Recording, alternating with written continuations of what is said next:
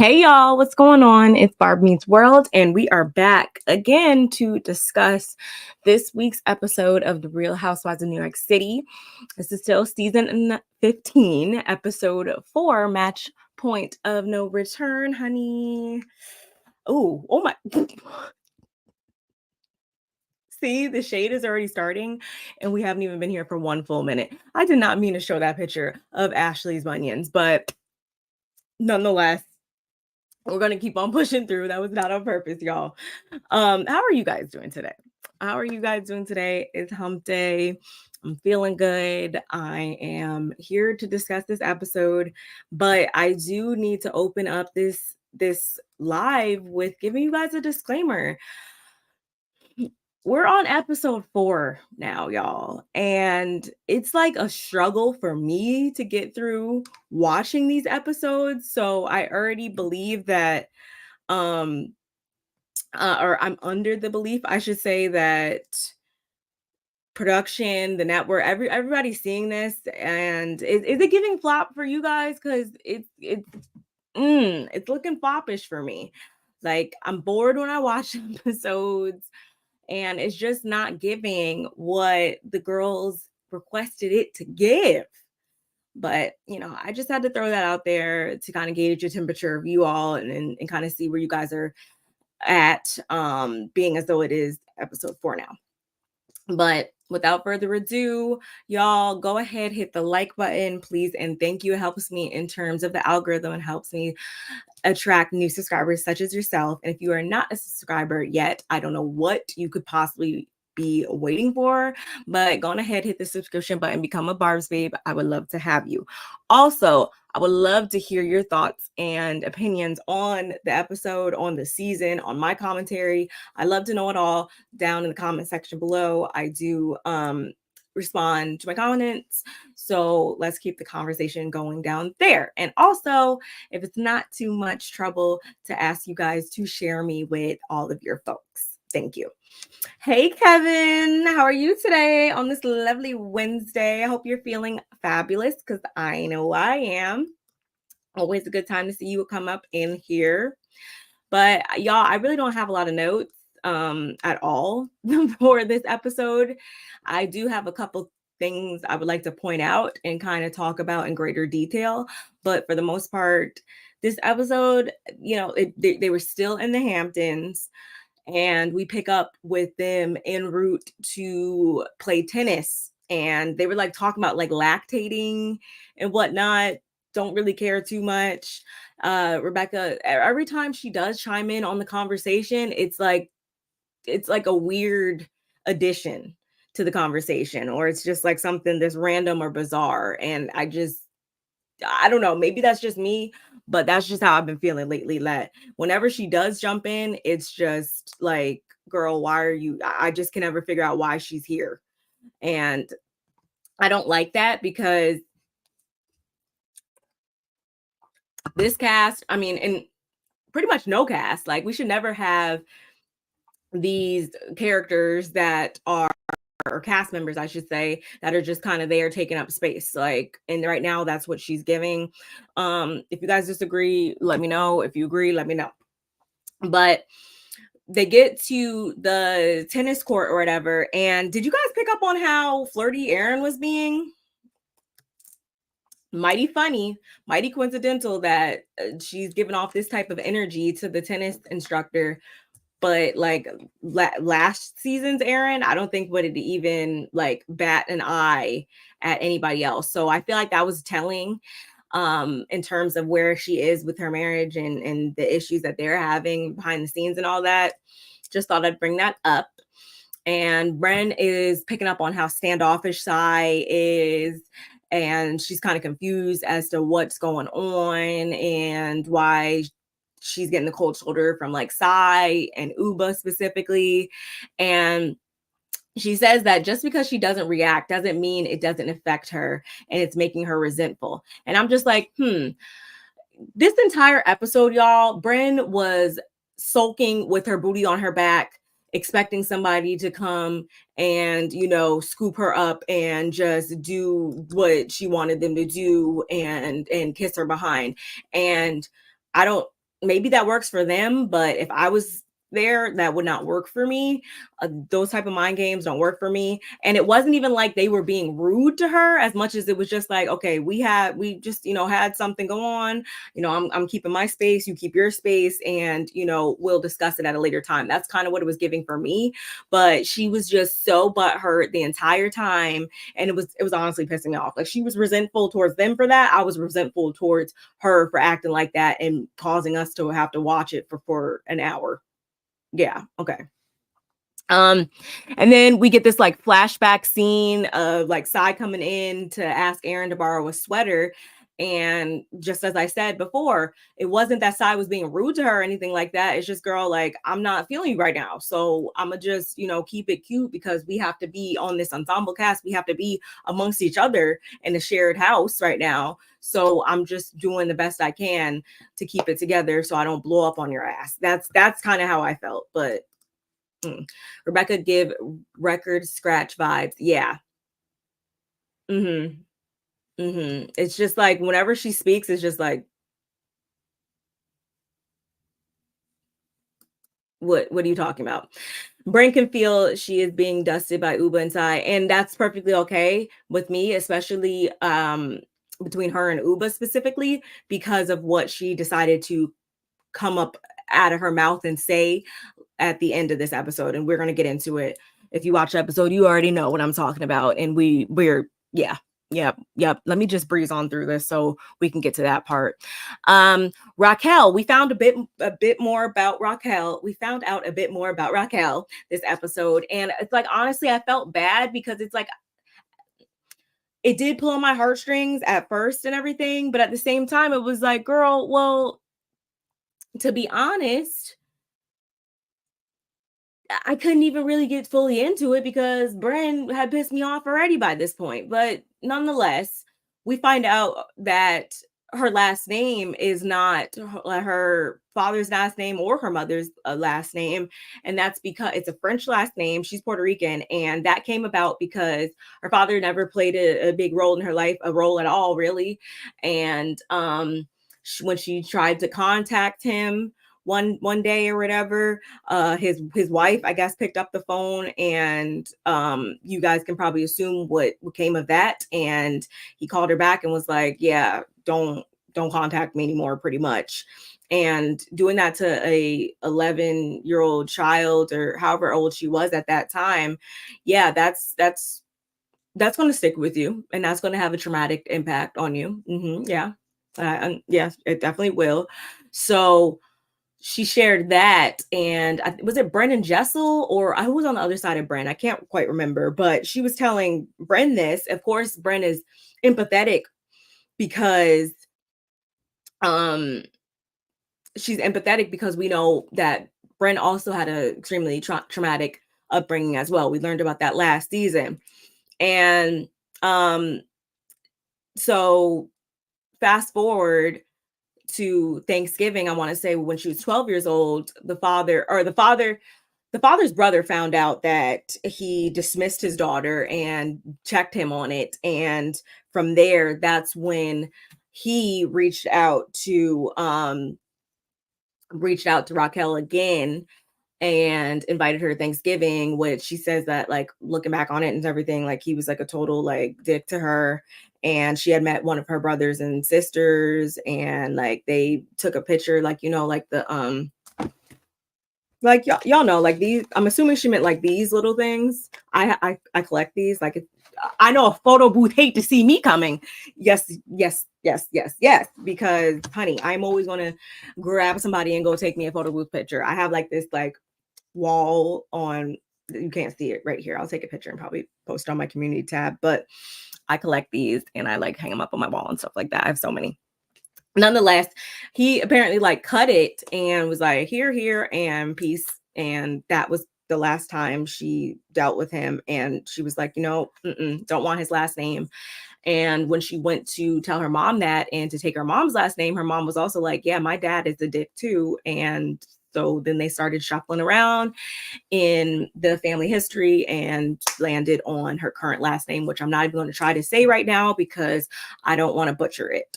So That's a bit of backstory again on Racquel. And I'm like, okay, this is what we'd like to see, but it's just like the show is a bit tainted right now so much, I feel like, with boringness on all the other sides, that it kind of overshadows these really good reality TV moments. Hey cousin, how are you today on this lovely Wednesday? I hope you're doing well. Y'all go ahead and subscribe to my cousin Ranting with Ricardo's channel because she makes fabulous content as well.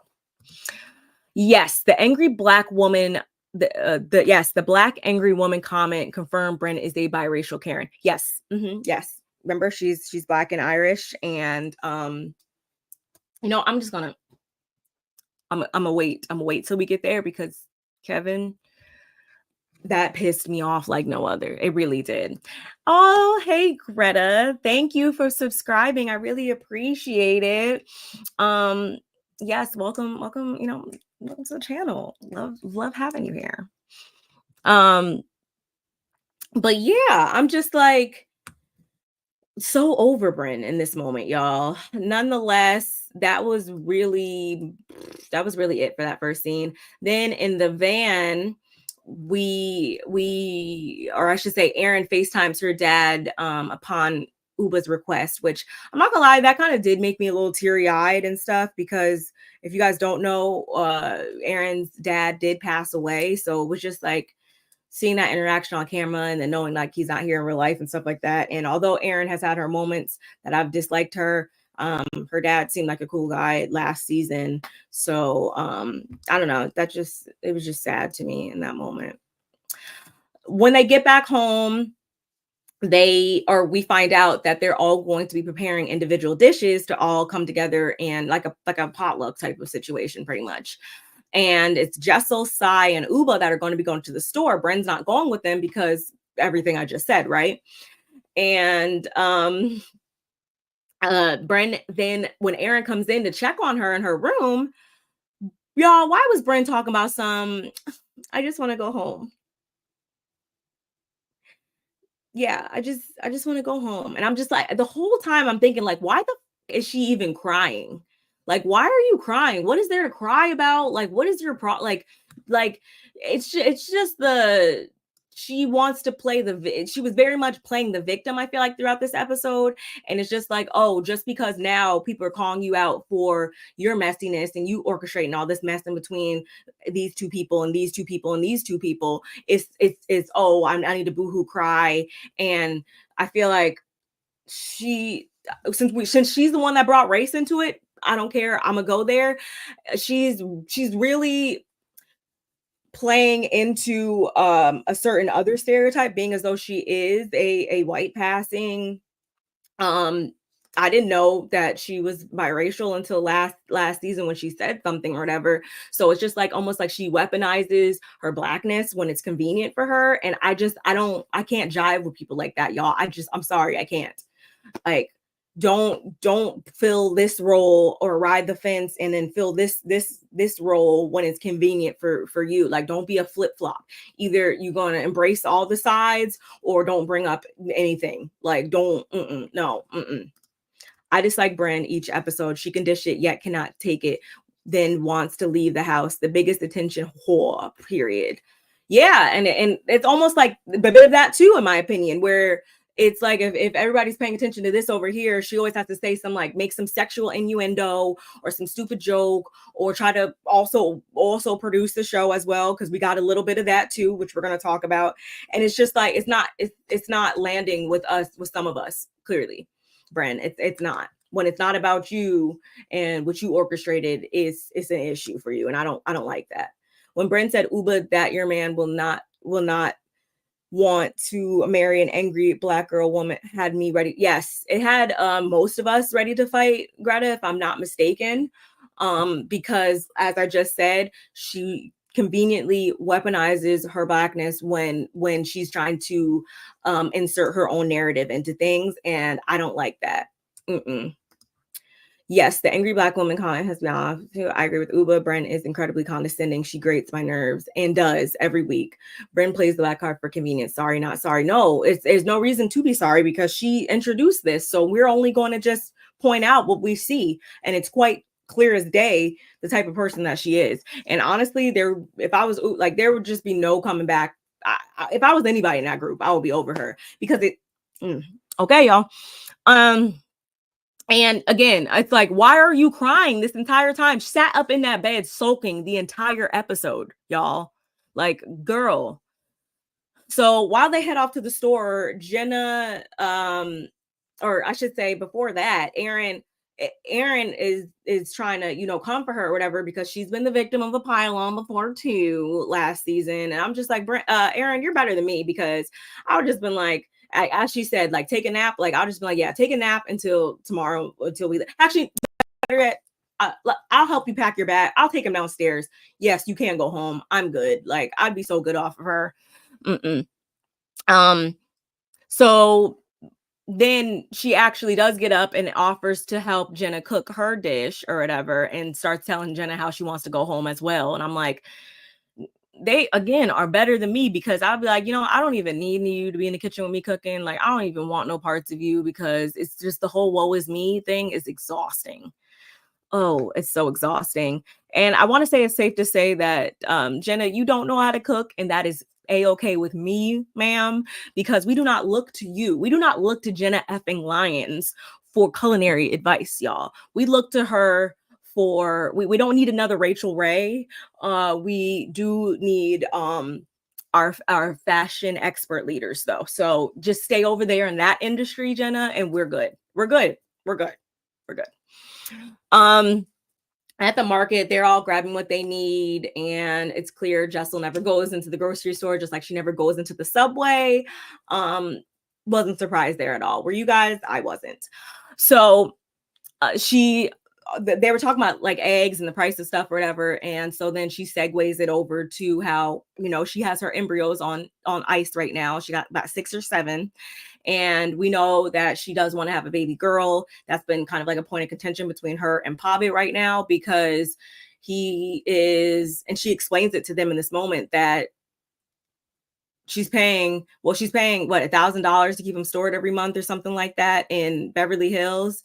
And like, she cannot actually carry a baby. So she has to keep on ice. She has to keep this going. Otherwise, like, this is it. This is it for her. And she doesn't want to, like, if she doesn't go through with this, she doesn't want to, possibly run the risk of having that regret later on in life. But Pavit's whole thing is, and isn't he in finance or accounting or something like that? So he's a numbers guy. So, and she explains it. She's like, with us already having twins and stuff, it's like already overwhelming, because we have to buy 2 of everything. We got to pay 2 tuitions, 2 daycares, 2 this, 2 that. So now adding another one to the mix, it's a lot. It's a lot with that. And I don't even think they've still completely probably got off on track with everything, because I mean, later on she actually FaceTimes her, and he's going through it right then and there with that. So I do get everybody's viewpoint in this. I get her viewpoint and I get his. And luckily she has somebody like Sai there saying that, yeah, she will gladly carry her baby for $250K. And I was like, I ain't got no kids either, but I would do it. I will do it too. That's a pretty little coin. I might got a little 9 months for you, Jessel. But yeah. And did you guys catch on when Ubah was like, come on, get pregnant together with me? Is anybody else exhausted with that? Because it's just like, I just don't appreciate how every time we're talking about Ubah, it's her and the boyfriend and the baby and whatever. Like, can we learn more about Ubah as the individual woman that she is? Like, can we just, y'all feel what I'm saying there? Like, it's always like this is just all of her life now, is the relationship and having a baby. And I don't care for it. After Jenna lied last week, she can permanently kick rocks with no socks. Hey, Kevin, we are all entitled to our opinions. I do understand why you feel the way you feel in that sentiment, because I also am still side-eyeing her on why she decided to conveniently lie. And I get that she wants to be like this peacemaker, I guess, person, or like the non-confrontational person, because even at the table later on in the episode, she's like, trying to, I guess, keep the broker the peace or whatever. And I just think that you can do that though without lying. So yes, I want to know more about Ubah. Thank you, because I'm like, girl, we just found out that the whole painting thing. Like, we only know that she was a model, and we barely even know what the inside of her house looks like.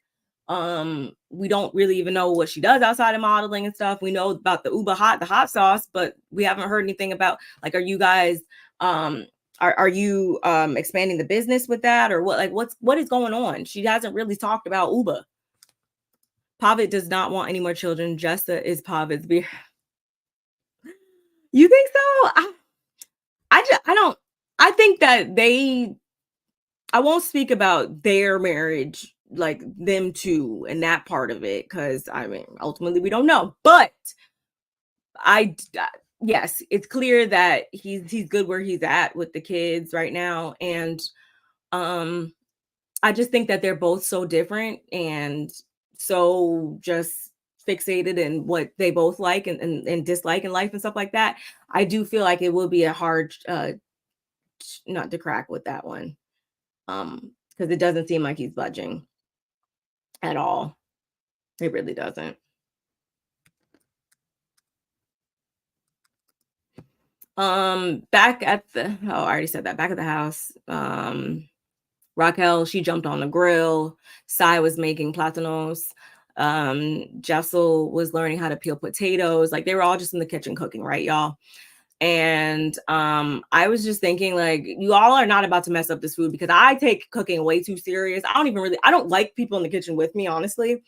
But I mean, it all wind up tasting good in the end. So I guess they didn't mess it up, but I was 100% sure that there was about to be a lot of like foolery going on with the food and stuff like that. And they be playing a lot of tricks and stuff. And the one thing you're going to not do is play with my food. So, but I guess it came together in the end, child, I guess. Either you bring the boyfriend on the show or stop talking about him. Yes. I thank you for saying this, because that's another point of it too. Like, maybe if I saw them actively together, it would actually make me warm up a bit more to hearing about it so much. But we haven't even met him. Like, we don't know nothing more than the 5 things you've told us about it. So it's just like, and then all the other times you're going off on Brynn or something. So like, what's going on, Ubah? Brynn at this point was still in bed, and apparently her and Aaron have concocted this cockroach prank. They got, one of the fake ones, and they're gonna put it they're gonna, like, scare the other ladies or whatever, right? Brenn's dress was cute or whatever. If I was Jenna, she would not be wearing my diamonds though, especially after causing all these fires. But Jenna is kind of like it's given like a pushover right now. And that was, I feel like, cemented when she lied, as we said before. Rachel and her whole, what did Brynn tell her to just to take the panties off or something? And she was like, oh, I can't, it's wet. Like, Rachel, like I said in the beginning, anytime she opens her mouth, I'm just like, why was that needing to be said? But okay, I guess. I take my food and cooking very seriously.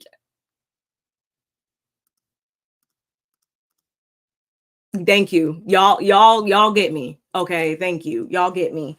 But I already knew, or when Ubah was talking about, I guess, her rice and beans need to go in the oven, and Jenna was like, yeah, that's not, how many ovens does Aaron have? Like, that's not happening. I did find that funny too. I meant to say that earlier.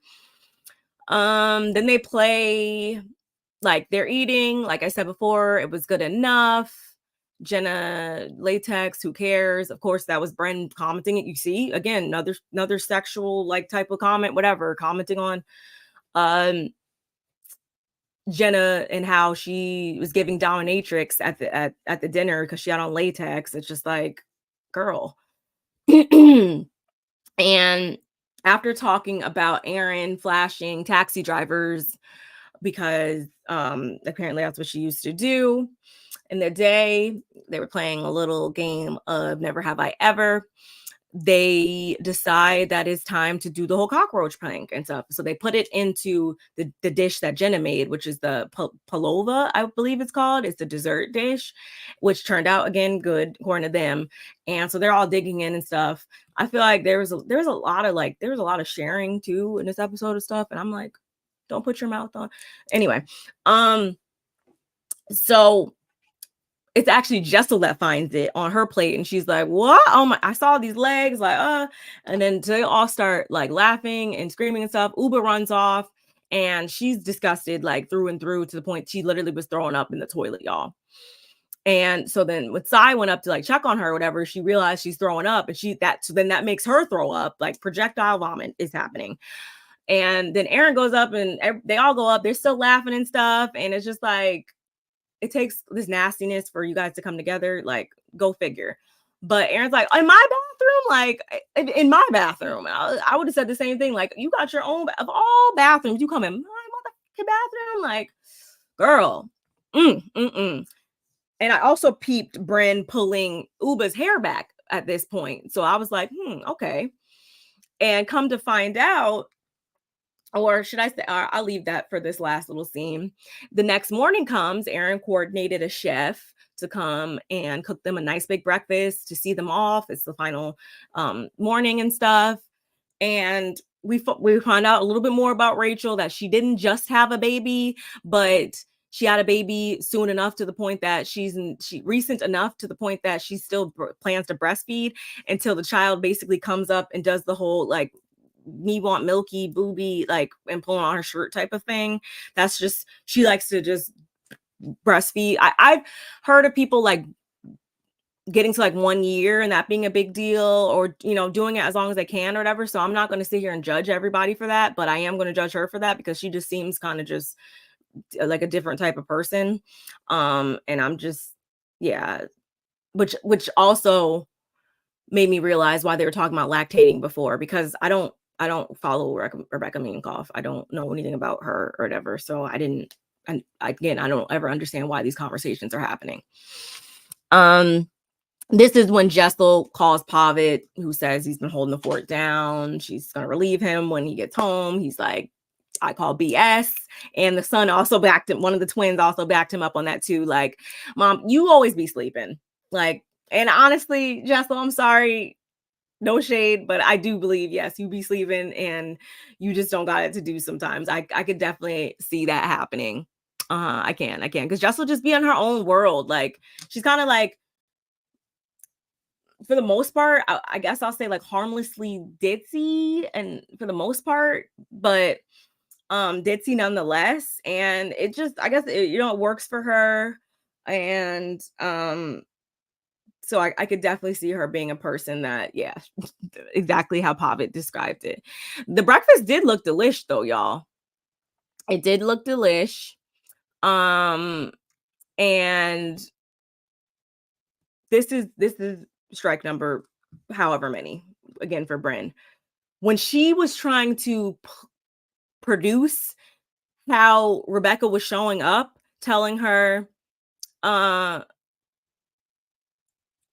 when she was shading Rebecca on which at first it was funny because she was shading her on the fact that she brought like 2 suitcases and all this stuff on the chopper, but she's been wearing the same looks. At first I thought that was funny and that was shady. Ha ha he he.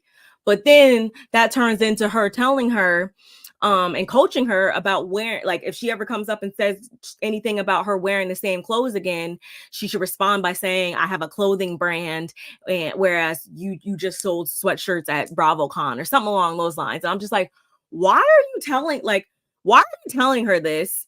She ain't even built like that. And she lets you know that real quick. Rebecca was like, oh, I don't talk like that, or I'm not even like that. And Brynn's like, well, bitch, you better start talking like that, or else you ain't gonna last long. True. 2 things can be true at the same time. Y'all know I love to say that. Brynn was not lying. You do need to pick it up. It's episode 4. You need to pick it up, Rebecca. We see down on RHOP. We see the friends of over there, they outshining the housewives themselves. So what makes you you could still do that over here too, Rebecca, but you're just failing to, it's like failure to act. And I get it. Reality TV is not for everybody. It's perfectly fine. Take Jenna with you. But Brynn too. But again, going back to this scene though, I'm just like, stop producing the show. And that's a big complaint that I've been seeing across the board, is that people are feeling like they're aggressively trying to produce the show, and we don't like that. We want to see things happen organically. All this contrived BS and stuff is giving that contrived. We want to see the real stuff. Okay, we want to see what's really going on in y'all's lives. We want to see real mess, not orchestrated storylines, and just like the drama is just not giving it's not my type of drama. I'm sorry, y'all. Thought it was me. The community eating on my plate ain't it at all. That is just nasty, to be honest. Not surprised being that the mass majority of the table was clear. I'm just saying. My thing is yes, if it's like my husband or my sister or my mom or like close people to me, like I'm not going to say like I haven't shared a dessert or something with a girlfriend or something, like I have, but I feel like that tells you what needs to be told right there. I have done it with close people to me. None of y'all are it's not even giving real friends. So you think I'm going to be doing that? You think I'm going to be doing that with somebody who weaponizes their blackness when it's convenient for them? No, ma'am. We're not sharing anything. No. Absolutely not.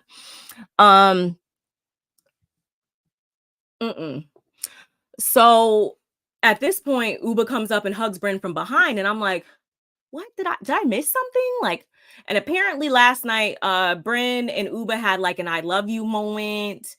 And so they were kind of still basking in that at this moment, but that was only ruined when Ubah felt, the need to express how with Brynn, she comes off condescending. She's always interrupting, just like right now in this moment. And English is her second language. So she was just speaking her piece in that regard. And then we get Brynn. They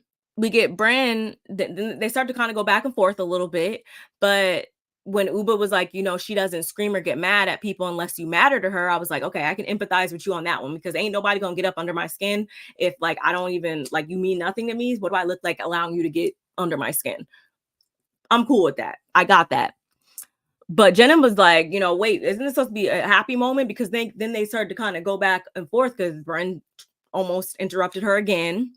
And then we find out that, or in her confessional, Brynn goes on to say, I didn't want her to come off as an angry, she wants Oliver to want to marry her. I want Oliver to want to marry her, and for her like not to come off as an angry Black woman. Excuse me? And if y'all don't know who we're talking about, y'all, yeah. Top left right here. Yeah. That's her, Brynn. Yeah. She said that to, the lady next to her, the richly melanated, beautiful woman next to her. Yeah, she said that to her. Excuse me? Is this coming from? Hey, sis. Yeah, y'all go ahead and like the video, like my good sis said, because we love likes over here. We do. And hello, y'all subscribe to my sis California Cuties channel, please and thank you. But my thing is like tell me like, could you be any more like anti-Black? Like, we can't even call it a microaggression because it was macro AF, y'all. And I'm just like, also, it made me think too that didn't Sai try, like the way that you were playing the victim so much in this episode and stuff, didn't Sai say that she reached out to Brynn and she didn't get a response? So now that you're ready to talk and you're ready for people not to be giving you the cold shoulder, now you just want them to do what you want to do. Like, it doesn't work like that. We're not working on Brynn's clock time. That's no. And in this moment, because we get like some snippets of Erin in there too, and she's talking about how she was present for that conversation and was like telling her like, it had to take Aaron, it had to take Aaron to tell you that you were in the wrong.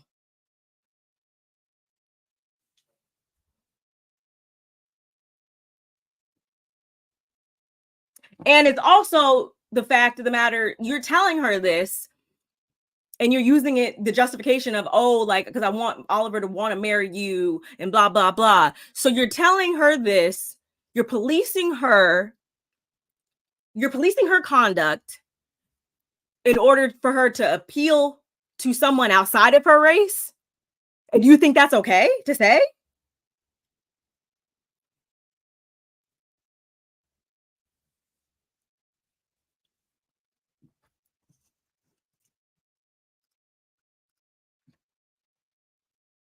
And is it just me, or like does she like get real extra every time it comes to mocking like Ubah versus mocking anybody else? Does she get a little too like I feel like she does too. That's another thing. And also you're talking, because we have to also remember earlier on, again, she's very selective in what she says, because on 1 minute, and this goes back into the flip-flopping and weaponizing her blackness when and wanting to whip out her black card when she wants to, when it's convenient for her. We also have to take into account too that earlier on in the episode, when she was talking about yeah, I'm in fight or flight mode or whatever, and I don't fight, so I'm definitely on the first flight or whatever. We get that side on one side, and then flip when she wants to flip it to the other side, we get the whole Brynn that was at the reunion last season and thought that she was doing something when she says that oh, to Ubah, oh, you might I don't remember what Ubah said, but I remember she was like, she said something along the lines, y'all, and I know some of y'all remember when she was like, oh, I put people in funeral homes or whatever.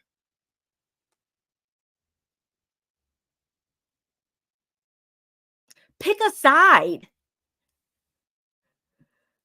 because that contradicts the whole fight statement. And I'm not saying that to say like, oh, I'm not saying that to say that to support her wanting to quote unquote appeal more black or whatever when it's convenient. I'm not saying that to support that as much as I'm saying like she doesn't know how she ever wants to identify or what she ever wants to stand for or whatever until again it's convenient for her. And I don't like people like that. I like people that show up and are the same across the board, no matter who their audience is, no matter what this person has to say about them or whatever. And it's giving that you're uncomfortable in your blackness, so you want to police everybody else and try to get them to show up in the ways that you think are most appealing.